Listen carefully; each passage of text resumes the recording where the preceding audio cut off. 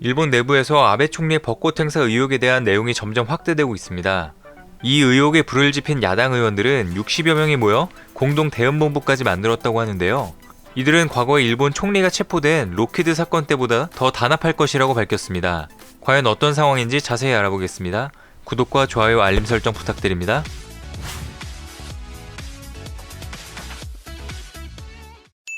안녕하세요. 세상 모든 잡다한 지식을 알려드리는 잡슈광입니다. 벚꽃을 보는 모임은 각계의 공적이나 공로가 있는 사람을 초대해 위로한다는 목적으로 1952년부터 일본 총리가 벚꽃이 한창인 매년 4월 도쿄에서 정부의 공금으로 주최하는 행사입니다. 통상 각계의 저명인사가 참석하지만 아베 총리 지역구의 후원회원 등이 다수 참가한 것으로 파악돼 비판이 쇄도하고 있는 상황입니다. 아베 총리가 세금을 써서 표를 매수했다는 것입니다. 아베 총리가 공적인 행사를 사실상 사유화했다는 의혹을 일본 국회에서 처음 제기한 다무라 도모코 의원은 이 사건의 본질을 이와 같이 정했습니다.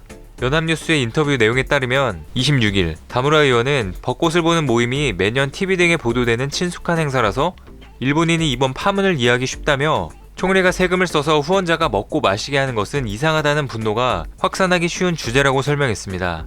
다무라 의원은 일본의 공직선거법이 자신의 당선을 위해 유권자를 매수하면 안 된다는 것뿐만 아니라 다른 누군가 당선시키기 위해서 매수해도 안 된다고 규정하고 있다면서 선거가 한창일 때 대량으로 후원회를 대접하는 것은 허용되지 않는다고 말했습니다. 올해 벚꽃을 보는 모임이 열린 4월 13일은 광역자치단체 의회 선거가 끝난 직후였고 각지에서 기초자치단체 의회 선거가 실시되려고 하는 시점이었습니다. 그로부터 3개월 뒤에 참여연 선거까지 예정돼 있었던 만큼 아베 총리 후원의 관계자 등에게 벚꽃 행사 참가 기회가 주어진 것이 선거법 위반이라는 지적을 피하기 어렵다는 의미인데요. 벚꽃을 보는 모임 참가자들은 행사 전날 고급 호텔에서 시세에 비해 비싼 가격으로 식사를 하고 숙박을 하는 등 이른바 전야제를 한 것으로 파악됐는데 아베 총리 측의 금전적 지원이 있었던 것이 아니냐는 의혹도 제기되고 있습니다. 아베 총리는 8일 예산위원회에서 다무라 의원 질의에 나는 주최자로서 인사나 초대에 응대를 하지만 초대자 정리 등에 관여하지 않았다고 답변했습니다. 하지만 다무라 의원의 질의를 계기로 일본 언론의 취재와 야당 의원의 추궁이 이어지는 가운데 아베 총리는 이달 20일에는 나 자신도 사무소로부터 상담을 받으면 의견을 말한 적도 있다고 인정했습니다.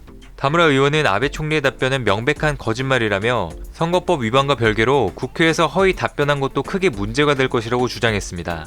다무라 의원은 국회에서 거짓말을 하면 국민 전체에 대해 거짓말을 한 것이 된다면서 그런 사람이 총리라는 것 자체를 용납할 수 없다고 비판했습니다. 벚꽃을 보는 모임 의혹은 2012년 12월 아베 총리 재집권 후 그를 가장 곤혹스럽게 하는 사안으로 부상했으며 아베 총리의 지지율이 급락한 원인으로 꼽히고 있습니다. 앞서 이 행사가 예산을 낭비한다는 지적이 종종 제기됐으나 그리 큰 반향을 얻진 못했는데요.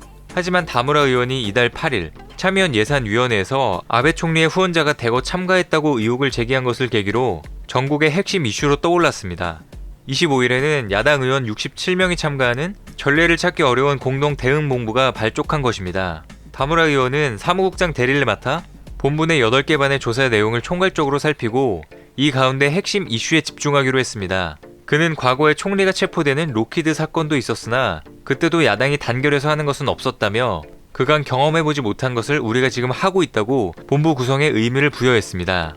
로키드 사건은 미국 항공사 로키드가 일본의 항공기를 판매하기 위해 일본 고위공직자에게 뇌물을 제공하는 등 공작을 벌였다는 증언이 나오면서 일본 정계를 뒤흔든 일련의 사건입니다.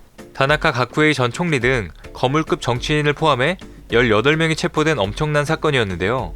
이번 사건과 관련해서 2014년에도 아베 총리가 행사 참가자 결정에 대거 영향력을 행사한 정황을 보여주는 새로운 자료를 확보하는 등 벚꽃을 보는 모임을 둘러싼 문제를 속속 확인하고 있습니다.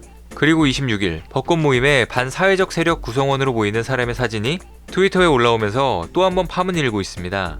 반사회적 세력은 폭력, 위력, 사기 등의 수법으로 부당한 요구를 하거나 경제적 이익을 추구하는 단체나 개인을 포괄하는 용어입니다.